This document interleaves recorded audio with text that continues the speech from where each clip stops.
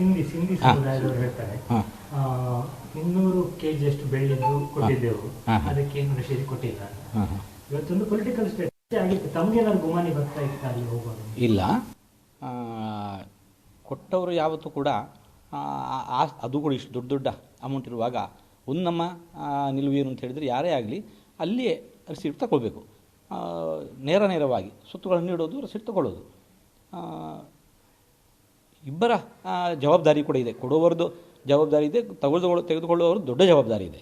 ಅದು ಕೊಟ್ಟಿಲ್ಲ ಅಂತಂದರೆ ಮಾತ್ರ ದೊಡ್ಡ ತಪ್ಪಾಗ್ತಾ ಇದೆ. ರಿಸಿಪ್ಟ್ ಕೊಟ್ಟಿದ್ರೆ ಅವು ಕೊಟ್ಟದ್ದು ಹೌದು ಅಂತ ತೀರ್ಮಾನ ಆಗುತ್ತೆ. ಇಲ್ಲದ್ರೆ ಈಗ ಬರೀ ಬಾಯಿ ಮಾತಿನ ಹೇಳಿಕೆಗಳಾಗ್ತವೆ. ವಾಸ್ತವವೂ ಇದ್ದಿರಬಹುದು, ಯಾಕಂದರೆ ಅವರಷ್ಟು ಒಂದು ಹೇಳ್ತಾ ಇದ್ದಾರೆ ಅಂತಂದರೆ.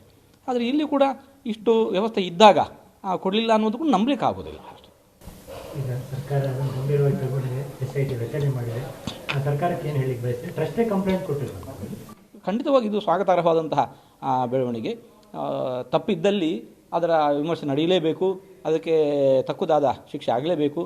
ಯಾಕೆಂತಂದರೆ ಇದು ಒಬ್ಬಿಬ್ಬರಲ್ಲ, ದೇಶ ವಿದೇಶಗಳ ಸಮಸ್ತ ಶ್ರದ್ಧಾಳುಗಳ ಶ್ರದ್ಧಾ ಕೇಂದ್ರ ಆದದ್ದಾಗಿದೆ. ಇಂತಹ ಘೋರ ಅಪಚಾರ ಇಲ್ಲಿ ನಡೆಯಲೇಬಾರದಿತ್ತು. ಆದ್ದರಿಂದಾಗಿ ನಡೆದು ಹೌದು ಅಂತಂದರೆ ಆವಾಗ ಅವಶ್ಯವಾಗಿ ಅದಕ್ಕೆ ತಕ್ಕ ಶಿಕ್ಷೆ ಆಗಬೇಕು, ಅದು ವಿಚಾರಣೆ ಆಗಬೇಕು. ಎಲ್ಲ ವಿಷಯಗಳು ಕೂಡ ಯಾಕೆ ಹೀಗಾಯಿತು ಅನ್ನೋದು ಹೊರಬರಬೇಕು.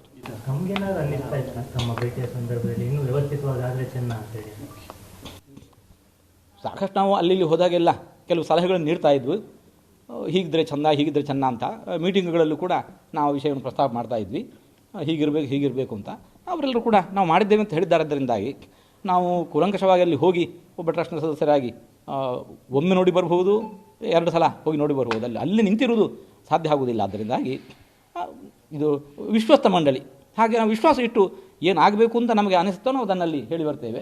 ವಿಶ್ವಸ್ತ ಮಂಡಳಿ ಅಂತಾದ್ಮೇಲೆ ವಿಶ್ವಾಸಾರ್ಹರಾಗಿರಬೇಕಿತ್ತು.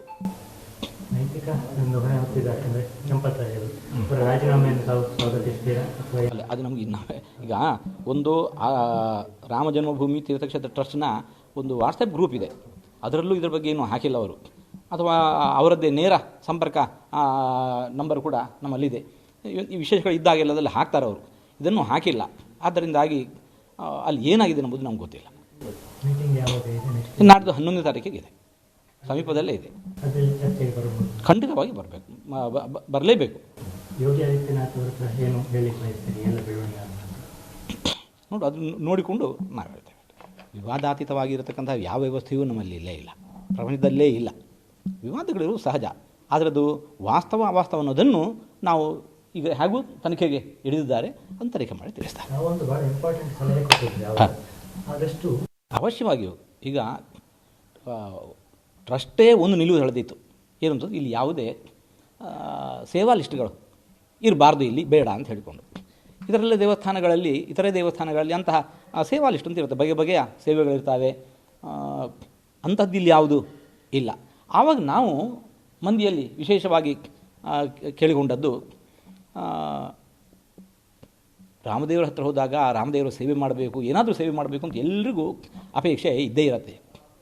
ಏನು ಮಾಡಬೇಕು, ಏನು ಹುಂಡಿಯಲ್ಲಿ ಕಾಣಿಕೆ ಹಾಕಿ ಬರೋದು ಮಾಡಿ, ಬೇಡ ಅಂತಲ್ಲ. ಅದಕ್ಕಿಂತ ಮುಖ್ಯವಾಗಿ ಆಗಬೇಕಾದದ್ದು, ನಮ್ಮ ಊರುಗಳಲ್ಲಿ ಯಾರು ದೀನರಿದ್ದಾರೆ, ದಲಿತರಿದ್ದಾರೆ, ದುಃಖಿತರಿದ್ದಾರೆ, ಅವಕಾಶ ವಂಚಿತರಿದ್ದಾರೆ, ಅವರಿಗೆ ನಮ್ಮಿಂದ ಆದ ಸಹಾಯ ಏನು ಬೇಕಾದ ಮಾಡೋದು. ನಮ್ಮ ದುಡ್ಡಿನದ್ದೇ ಅಂತಲೂ ಹೇಳೋದಿಲ್ಲ ನಾವು. ನಮ್ಮ ವೃತ್ತಿ, ನಮ್ಮ ಉದ್ಯೋಗಗಳ ಅಡಿಯಲ್ಲಿಯೇ ಸಾಕಷ್ಟು ಸಮಾಜ ಸೇವೆಯನ್ನು ಮಾಡಲಿಕ್ಕೆ ಅವಕಾಶ ಇದೆ. ಅದನ್ನು ಮಾಡಬೇಕು. ಇಲ್ಲಿ ಬಂದಾಗ, ರಾಮದೇವರ ಮುಂದೆ ದರ್ಶನಕ್ಕೆ ಬಂದಾಗ, ದೇವರೇ ನಿನ್ನೆ ಹೆಸರಲ್ಲಿ ನಾನು ಸಮಾಜದಲ್ಲಿ ಇಂಥ ಒಂದು ಒಳ್ಳೆ ಕೆಲಸ ಮಾಡಿದೆ, ಮನೆ ಇಲ್ಲದವರಿಗೆ ಒಂದು ಪುಟ್ಟ ಮನೆ ಕಟ್ಟಿಸಿಕೊಟ್ಟೆ, ಉದ್ಯೋಗ ಇಲ್ಲದವನಿಗೆ ಉದ್ಯೋಗ ದೊರಕಿಸಿಕೊಟ್ಟೆ, ಶಿಕ್ಷಣ ವಂಚಿತನಿಗೆ ಶಿಕ್ಷಣವನ್ನು ವ್ಯವಸ್ಥೆ ಮಾಡಿದೆ, ಆರೋಗ್ಯ ವಂಚಿತರಿಗೆ ನಮ್ಮಿಂದಾದ ಸಹಾಯವನ್ನು ಮಾಡಿದೆ, ಗೋಶಾಲೆಗಳ ನಿರ್ಮಾಣ ಮಾಡಿದೆ. ಹೀಗೆ ಸಮಾಜದ ಸೇವೆಯ ಅನೇಕ ಮುಖಗಳು ಅವರವರ ಶಕ್ತಿ ಸಾಮರ್ಥ್ಯಗಳಿಗೆ ಅನುಗುಣವಾಗಿ ಮಾಡಲಿಕ್ಕೆ ವಿಪುಲವಾದ ಅವಕಾಶ ಇದೆ. ಮತ್ತು ಇದನ್ನು ಪಡೆಯಲಿಕ್ಕೆ ಅರ್ಹ ವ್ಯಕ್ತಿಗಳು ಯಾರನ್ನೂ ಹುಡುಕೊಂಡು ಹೋಗಬೇಕಾದ್ದಿಲ್ಲ. ನಮ್ಮ ಮನೆಯ ಆಳು, ಅವನ ಸ್ಥಿತಿ ಹಾಗೆ ನಮ್ಗೆ ಗೊತ್ತು. ಅವನಿಗೇನೇ ಒಂದು ವ್ಯವಸ್ಥೆ ಮಾಡಿಕೊಟ್ರು ಕೂಡ ಇದು ರಾಮದೇವರ ಹೆಸರಲ್ಲಿ ಅಲ್ಲಿ ಹೋದಾಗ ರಾಮದೇವರಿಗೆ ಸಮರ್ಪಣೆ ಮಾಡೋದು, ಇವನಿಗೆ ಕೊಡು ಹೋಗಲ್ಲ ಅನ್ನೋದು, ಇದು ನಾನು ಕೊಟ್ಟದಲ್ಲ ನೋಡು, ರಾಮದೇವರು ನೀಡಿದ್ದು, ರಾಮದೇವರ ಪ್ರಸಾದ. ನಮ್ಮ ಈ ಒಂದು ವಿಚಾರ ಇದು ನಮ್ಮ ಗುರುಗಳ ವಿಚಾರ ಆಗಿತ್ತು. ಹಾಗಾಗಿ ನಾವು ಟ್ರಸ್ಟ್ನಲ್ಲಿ ಸದಸ್ಯರಾಗಿ ಸೇರಿದ ಆ ವರ್ಷದಿಂದಲೇ ಇದಕ್ಕೆ ಚಾಲನೆಯನ್ನು ನಾವು ಕೊಟ್ಟಿದ್ದೆವು. ಚಾಲನೆ ಅಂತ ಹೇಳಿದರೆ ಸಮಾಜದಲ್ಲಿ ಈ ವಿಚಾರವನ್ನು ಪ್ರಚಾರಪಡಿಸ್ತಾ ಇದ್ವು. ಇನ್ನು ಮಠದಿಂದಲೂ ಕೂಡ ನಮಗೆ ಎಷ್ಟು ಸಾಧ್ಯವೋ ಹಾಗೆ ಮನೆ ಕಟ್ಟಲಿಕ್ಕೆ ಸಹಾಯ ಮಾಡೋದು, ವೈದ್ಯಕೀಯ ನೆರವು, ಗೋಶಾಲೆಗಳ ನಿರ್ಮಾಣ, ಶಿಕ್ಷಣಕ್ಕೆ ಸಹಾಯ, ಇದನ್ನೆಲ್ಲ ನಾವು ಮಾಡ್ಕೊಂಡು ಬಂದಿದ್ದೆವು. ಕೆಲವರಿಗೆ ಮನೆ ನಿರ್ಮಾಣಕ್ಕೆ ಮಠದಿಂದ ಸೈಟ್ಗಳನ್ನು ಕೊಟ್ಟದ್ದು ಇದೆ.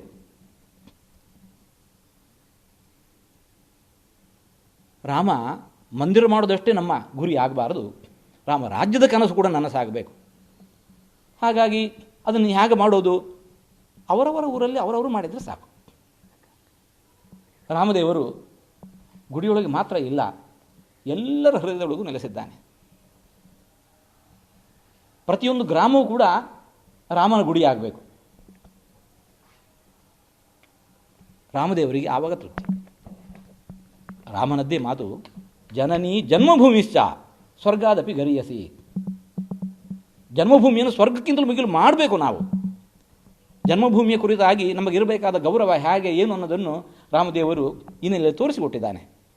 ಹಾಗಾಗಿ ದುಃಖಿತರಿಗೆ ಸಹಾಯ ಮಾಡೋದು ನೋಡಿ. ಈ ನಮ್ಮ ಗುರುಗಳ ಈ ಮಾತನ್ನು ನಾವು ಯಾವಾಗ ಮತ್ತೆ ಮತ್ತೆ ನಾವು ಮಾಡಿ 10 ಮಂದಿಗೆ ಹೇಳ್ತಾ ಬಂದೆವು.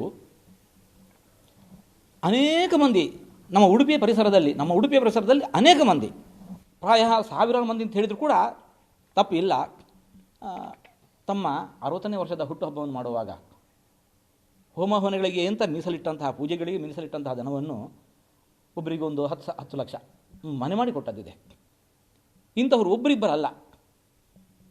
ಒಬ್ಬ ಗಣ್ಯರಂತೂ ಶ್ರೀಯುತ ಎಚ್ ಎಸ್ ಶೆಟ್ಟರು ಅಂತ ನಮ್ಮ ಮಠದ ಭಕ್ತರವರು 100 ಮನೆಗಳನ್ನು ನಾವು ನಿರ್ಮಾಣ ಮಾಡಿಕೊಡ್ತೇವೆ ಹೊರಗ ಜನಾಂಗಕ್ಕೆ, ಅಂದರೆ ತೀರಾ ಹೊಡೆದಳಿದ ಜನಕ್ಕೆ ಮಾಡಿಕೊಡ್ತೇವೆ ಅಂತ ಹೇಳಿ ಸಂಕಲ್ಪ ಮಾಡಿ ಈ 3 ವರ್ಷಗಳಲ್ಲಿ 28 ಮನೆಗಳನ್ನು ನಿರ್ಮಾಣ ಮಾಡಿಕೊಟ್ಟಾಯಿತು. ಅದರ ಮೇಲೆ 14 ಮನೆಗೆ ಈಗಾಗಲೇ ಭೂಮಿ ಪೂಜೆ ನಡೆದಿದೆ. ಪ್ರಾಯ ಇನ್ನು ಕೆಲವೇ 1-2 ತಿಂಗಳಲ್ಲಿ ಆ ಮನೆಯ ಹಸ್ತಾಂತರವೂ ನಡೆಯುತ್ತೆ. ನಮ್ಮ ಪಕ್ಕದಲ್ಲಿ ಇರತಕ್ಕಂಥ ಯಕ್ಷಗಾನ ಕಲಾರಂಗ ನಾಳೆ ದಿವಸ 100ನೇ ಮನೆ ಬಡ ವಿದ್ಯಾರ್ಥಿಗಳಿಗೆ ಹುಡುಕಿ ನೀಡ್ತಾ ಇದ್ದಾರೆ. ಅವರಿಗೆ ಎಲ್ಲಿಂದ ಧನ ಬಂತು ಅಂತಂದರೆ ಸಮಾಜ ಅವರ ಮೇಲೆ ವಿಶ್ವಾಸ ಇಟ್ಟಿದೆ. ಅವರ ಮೂಲಕ ಇವತ್ತು ಮನೆ ನಿರ್ಮಾಣ ಮಾಡಿಕೊಡುವ ಕೆಲಸವನ್ನು ಅರ್ಹರಿಗೆ ಮಾಡಿಕೊಡ್ತಾ ಇದೆ. ಸಮಾಜದಲ್ಲಿ ನಮ್ಮದೊಂದು ಆಗಲಿ ಇಂತ ಹೇಳಿದವರ ಪಟ್ಟಿಯೇ ಇನ್ನೂ ಬಾಕಿ ಇದೆ. ಸುಮಾರು 100-150 ಪಟ್ಟಿ ಬಾಕಿ ಇದೆ. ಆ ರೀತಿಯಲ್ಲಿ ನಮ್ಮ ಉಡುಪಿ ಇಂತಹ ಮಾತುಗಳಿಗೆ, ಸಮಾಜಮುಖಿಯಾಗಿರ್ತಕ್ಕಂಥ ಮಾತುಗಳಿಗೆ ಸ್ಪಂದಿಸಿದೆ. ಇದು ಇಲ್ಲಿ ಮಾತ್ರ ಅಲ್ಲ, ದೇಶದಾದ್ಯಂತ ಈ ವಿಚಾರ ಮುನ್ನೆಲೆಗೆ ಬರಬೇಕು. ಗುಡಿಗಳಿಗೆ ಹೀಗೆ ಹಾಕಿ ಅಲ್ಲಿ ಕೊಟ್ಟು ಅಗತ್ಯ ಇದೆಯೇ? ಯಾರೋ ಹೇಳಿದ್ರಲ್ಲ 100 kg ಕೊಟ್ಟಿದ್ದೇವೆ, ತಗೊಂಡು ಏನು ಮಾಡಬೇಕು ಅದನ್ನು? ಅದರ ಬದಲಾಗಿ ಆ 100 kgಯಿಂದ ಪ್ರಾಯಶಃ 1000 ಮನೆಗಳ ನಿರ್ಮಾಣ ಆಗಬಹುದಿತ್ತು. ಒಂದು 10 ಲಕ್ಷಕ್ಕೆ ಯಾರಲ್ಲಿ ಭೂಮಿ ಇದೆ 10 ಲಕ್ಷಕ್ಕೆ ಸುಂದರವಾದ ಮನೆ ನಿರ್ಮಾಣ ಆಗ್ತಾ ಇದೆ. ಹಾಗಾಗಿ ಸಮಾಜ ಈಗಲೂ ನಾವು ಕೇಳ್ಕೊಳ್ತಾ ಇರೋದು, ಅಲ್ಲಿ ಹಾಕೋದು ಬಿಡೋದ್ರ ಬಗ್ಗೆ ನಮ್ಮ ಮಾತಿಲ್ಲ. ಆದರೆ ಸಮಾಜಮುಖಿಯಾದ ಈ ರೀತಿಯ ಕಾರ್ಯಗಳನ್ನು ಮಾಡಿ ಅದನ್ನು ರಾಮದೇವರಿಗೆ ಸಮರ್ಪಣೆ